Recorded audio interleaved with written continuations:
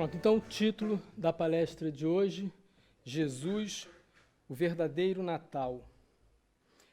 O Natal do Cristo. O dia que Jesus nasceu não é muito bem definido, não é uma data precisa.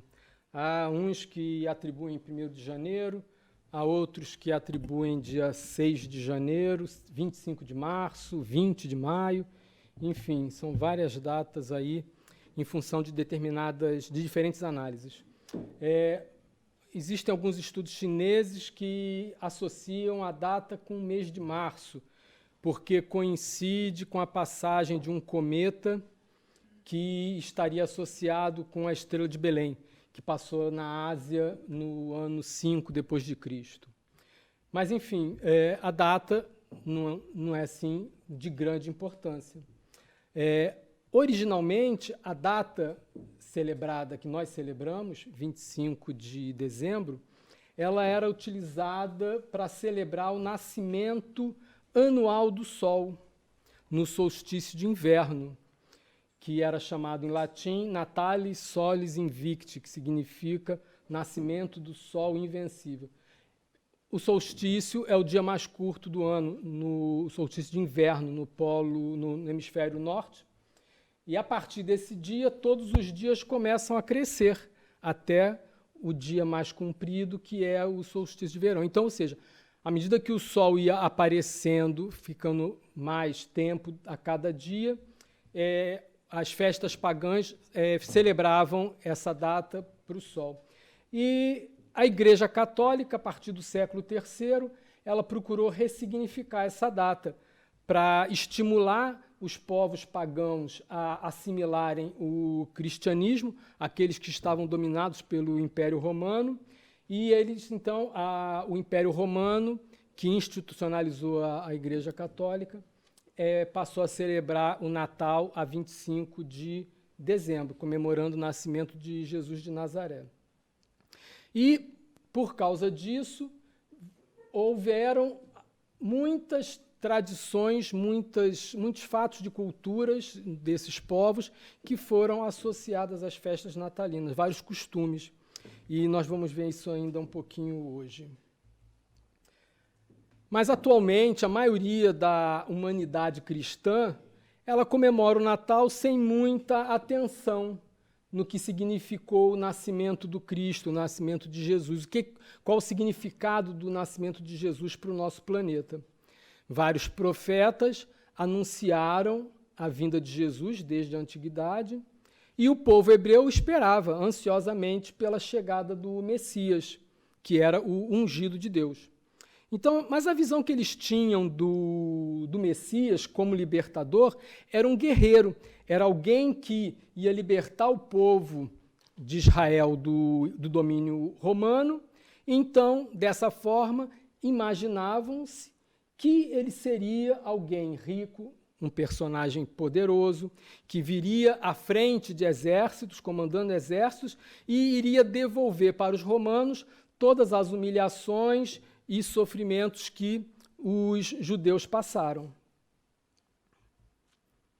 Mas, ao contrário disso, a vinda de Jesus não foi revestida de nenhuma dessas coisas. Não foi revestida de luxo, de pompa, palácios, demonstrações exteriores de poder, nada disso.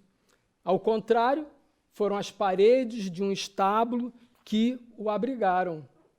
O berço onde ele nasceu foi humilde, foi uma manjedoura. Então, dessa forma, o poder de Jesus se manifestou diferentemente, através da firmeza das convicções que ele tinha, na força da sua verdade e na exemplificação profunda do seu amor. Mas isso não aconteceu porque os seus pais, José e Maria, passavam por situação de penúria. Não foi isso. Apesar de José ser um carpinteiro pobre, ele poderia pagar uma pousada na época em que Jesus nasceu, de acordo com o que consta no Evangelho de Lucas e também em mensagem do irmão X, no livro Antologia Mediúnica de Natal. Então, Consta que ele procurou algumas hospedarias, porém a cidade ela estava repleta de viajantes, porque na ocasião exata estava havendo recenseamento de Roma, por parte de Roma, e então toda a gente estava voltando para as suas cidades de origem, muita gente viajando, passavam as noites nas hospedarias. E por essa situação, José não conseguiu encontrar vaga em hospedaria, precisando ir para, então, uma caverna que serviria de estábulo. Mas pode parecer que o fato de Jesus ter nascido nesse meio humilde tenha acontecido simplesmente por mera circunstância, porque eles não teriam encontrado vaga numa hospedaria.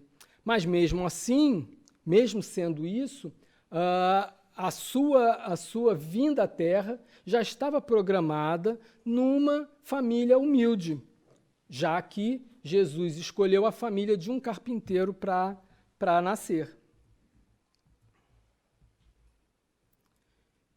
A vinda de Jesus foi anunciada por profetas, como disse, o profeta Isaías, no capítulo 7, versículo 14, que foi citado por Mateus, capítulo 1, versículo 23. Eis que a virgem conceberá e dará à luz a um filho, e ele será chamado pelo nome de Emanuel, que quer dizer Deus conosco. Então essa é a citação do Evangelho de Mateus. A citação que está em Isaías é a que está escrita acima. Por isso, o Senhor mesmo dará a vocês um sinal. A virgem ficará grávida, dará à luz um filho e o chamará Emanuel. Então, assim, os judeus esperavam-nos como um rei, como foi dito, um governador, alguém importante, uma vez que foi anunciado com, entre aspas, com toda a pompa. Jesus se dizia rei, como resposta à pergunta de Pilatos. Mas ele mesmo disse que meu reino não é deste mundo, querendo anunciar que existe um outro mundo além desta vida, ou seja, anunciando-nos a vida futura. Mas Jesus representava uma nova luz. Então, desde que ele nasceu, ele deixou mensagens com a mais profunda significação para a nossa história.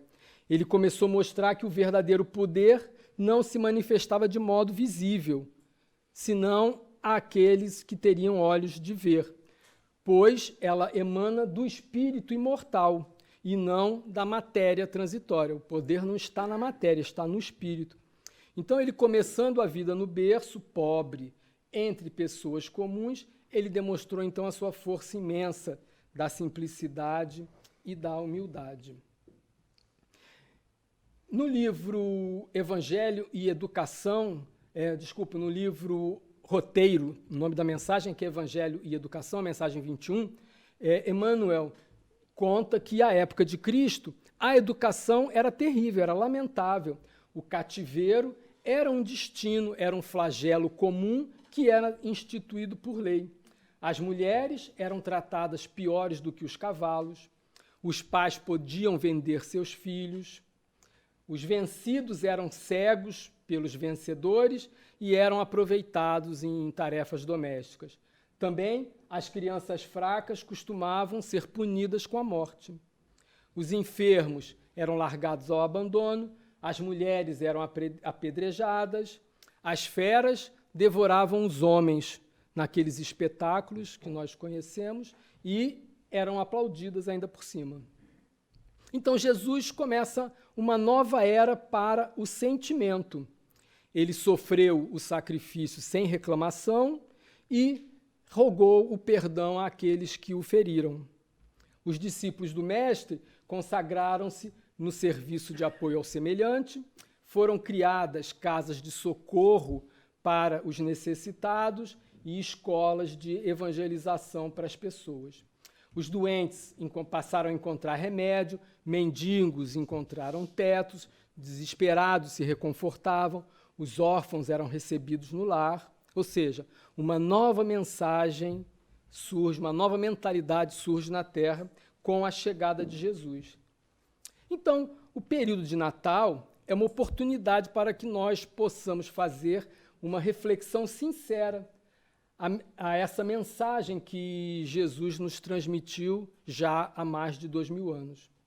Na mensagem A Manjedoura, de Emmanuel, que se encontra psicografada no livro Antologia Mediúnica do Natal, nós recebemos bastante informações, bastante ensinamentos importantes dele, quando ele nos ensina que as comemorações de Natal conduzem-nos o entendimento, a eterna lição de humildade de Jesus, no momento preciso em que sua mensagem de amor felicitou o coração das criaturas, fazendo-nos sentir ainda o sabor da atualidade dos seus divinos ensinamentos. A manjedoura foi o caminho, a exemplificação era a verdade. O Calvário constituía a vida. Sem o caminho, o homem terrestre não atingirá os tesouros da verdade e da vida. E nesse processo de reflexão, nós podemos levantar naturalmente uma questão. Por que nós temos tanta dificuldade em vivenciar os ensinamentos do Mestre? Ainda que nós estejamos a anos-luz da angelitude, ainda faltam muitas encarnações, não somente neste mundo como em outros, para alcançarmos a pureza espiritual, nós podemos perceber que já conquistamos alguns recursos intelectuais e morais para já assimilar o Evangelho de alguma forma e também possamos vivenciar, mesmo que de forma acanhada, as lições de Jesus. Além disso, a doutrina espírita nos oferece um apoio inestimável, porque nós temos os meios disponíveis para nos transformarmos efetivamente em criaturas melhores. Mas ainda assim, continuamos marcando passo, sem avançar muito. Jesus é o Cristo Consolador. Nós sabemos disso, que Jesus é o Cristo Consolador, porque Ele próprio nos fez esse convite. Vinde a mim, todos os cansados e sobrecarregados, e eu vos darei descanso. Tomai sobre vós meu jugo e aprendei de mim, porque sou manso e humilde de coração, e encontrarei descanso para as vossas almas, pois o meu jugo é suave e o meu fardo é leve. Allan Kardec registra isso no Livro dos Espíritos, no capítulo 6, e comenta que todos os sofrimentos que nós experimentamos durante a vida encarnada, sejam misérias, sejam decepções, sejam dores físicas, seja perda de entes amados ou queridos, nós vamos encontrar a consolação em a fé no futuro e em a confiança da justiça de Deus. E o Cristo veio nos ensinar isso. Mas, ao contrário, Kardec diz, aqueles que nada esperam após dessa vida, ou aqueles que simplesmente duvidam, as aflições caem-lhe em cheio em cima, e nenhuma esperança que eles podem ter vai lhes diminuir o amargor. E ainda afirma que a condição para a assistência e a felicidade que Jesus oferece aos aflitos está na lei que ele ensinou. O seu jugo é a observância dessa lei, mas o jugo dele é leve e suave, como ele disse, porque apenas impõe a nós como dever o amor e a caridade. A história está repleta de conquistadores. Jesus foi um conquistador, mas foi diferente.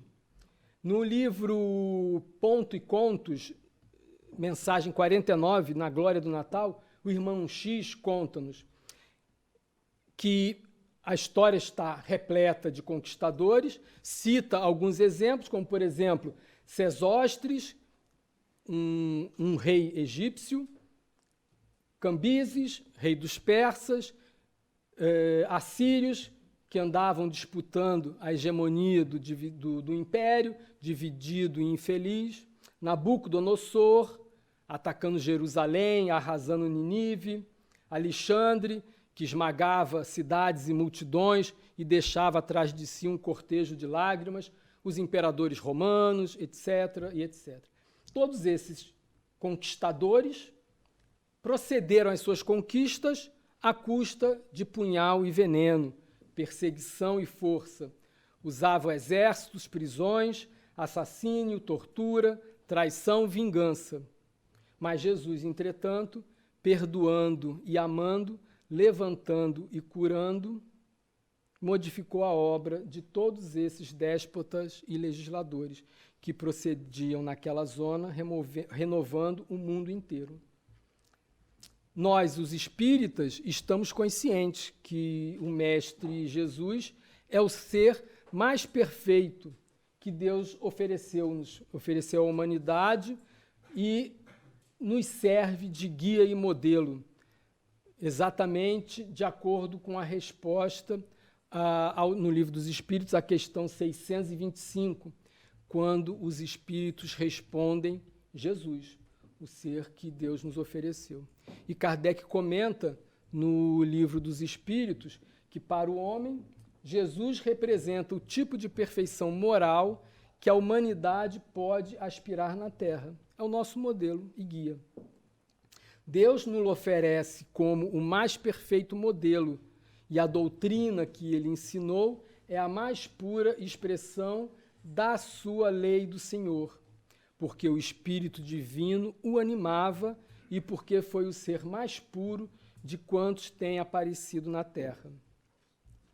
É possível, então, que o que nos falta seja a vontade firme de mudar a direção que nós estamos dando à nossa vida. Nós estamos, às vezes, tomando uma direção ou nos deixando levar por uma direção que não é muito favorável. Nos falta aquela vontade disciplinadora que possa nos libertar dos aflitivos séculos de conduta viciada, que sempre tivemos, e que nos gera imensos sofrimentos e a necessidade de inúmeras reencarnações reparadoras. Porque, como diz Emmanuel no livro Pensamento e Vontade, Emmanuel diz que a vontade é suficientemente forte para sustentar a harmonia do espírito. Então, se calhar é isso que nos falta. A vontade, a disciplina de agir no sentido de mudarmos a direção da nossa vida.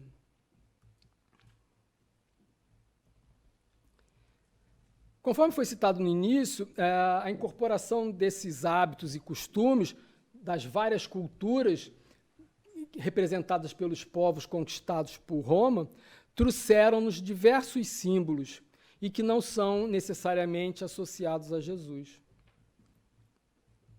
A árvore de Natal, então, é de origem alemã, do século XI, está associada a Martim Lutero e a pinheiros. O Pai Natal, representado por São Nicolau, nasceu na Turquia no século IV e a sua figura é usada para incrementar o comércio nessa época. Também São Nicolau, Pai Natal, está associado à distribuição de presentes, porque o São Nicolau ele fazia isso com crianças necessitadas. A figura do Pai Natal que nós conhecemos atualmente, ela foi desenhada, foi estilizada por uma campanha de marketing encomendada pela Coca-Cola.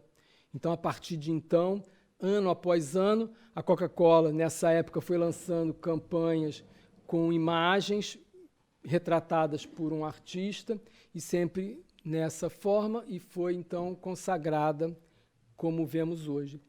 O espírito de Natal, segundo a mídia, está relacionado com a fartura na mesa, a quantidade de brinquedos distribuídos. Viver o espírito de Natal, na realidade, é reviver os ensinamentos de Jesus. O estímulo à compra também transmite a ideia de que nós estamos comemorando o renascimento de Jesus através da distribuição de presente. Na realidade, o que é mais importante é nós distribuirmos um pouco do que nós somos portadores e não daquilo que nós temos. Nós compramos prendas, como se diz nas propagandas, nós compramos presentes, mas nós não somos presentes. mais importante do que a prenda é nós, é darmos do que temos, do que somos, e não do que possuímos. E os cartões de Natal têm origem na Inglaterra, vem do século XIX, como ato de simpatia, o que nós podemos fazer isso diariamente, estender a nossa simpatia diariamente para com toda a gente.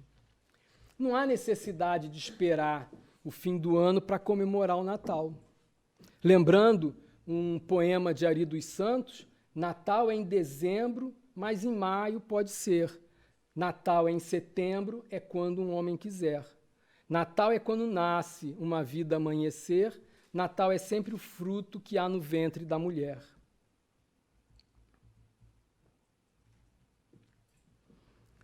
O melhor significado do Natal, de Jesus, o dia em que Jesus nasceu, é o dia em que ele nasceu para nós. Ou seja, qualquer dia pode ser o dia de Natal.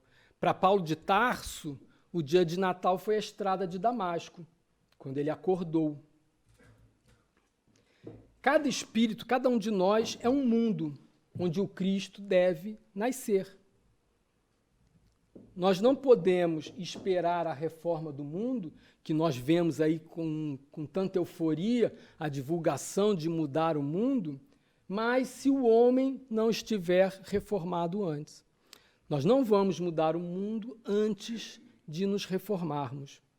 Então é por isso que o Natal do Senhor se reveste de profunda importância para cada um, para cada ser em particular. Então nós devemos compreender que o Natal ele não deve ser comemorado somente nessa data, na data simbólica, que é 24 para 25 de dezembro, mas sim todos os dias do ano, através da prática de atos cristãos, e que o Evangelho é um livro para ser estudado diariamente e exemplificado por nós. Desde que Jesus nasceu, ele já deu-nos os maiores exemplos de humildade e de renovação espiritual. E ele recebeu apenas um berço como manjedoura. Então, essa é a importância de nós recebê-los em nossos corações, com clima de alegria, de simplicidade, de desprendimento e de boa vontade. Então, nós podemos fazer o Natal, o lembrete divino, que nós precisamos renovar o nosso íntimo e permitir que o Cristo nasça em nós, para que nós possamos, então, receber o mundo de regeneração que está aí à nossa porta.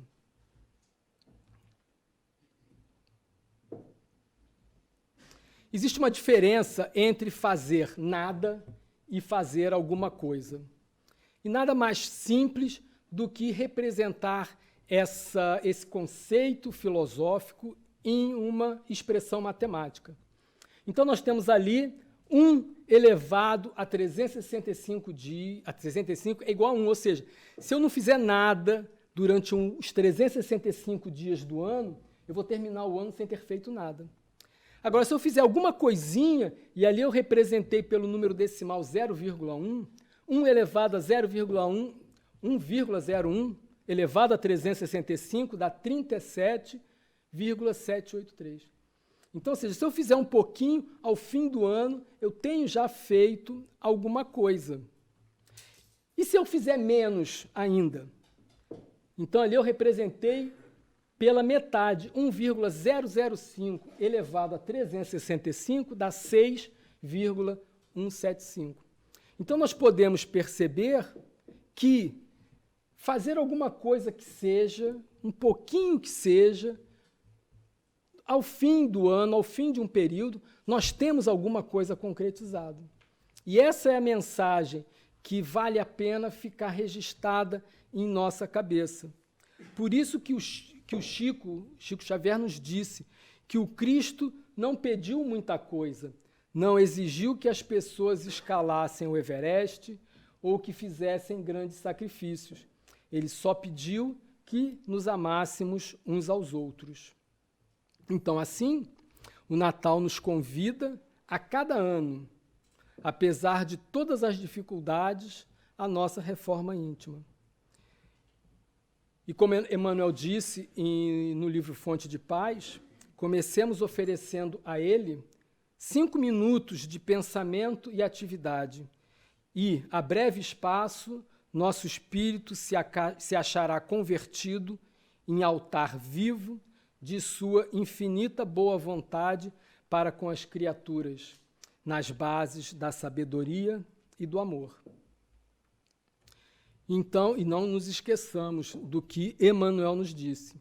Se Jesus não nascer e crescer na manjedoura da nossa alma, em vão os anos novos se abrirão iluminados para nós. Então, Feliz Natal com Jesus. Que assim seja.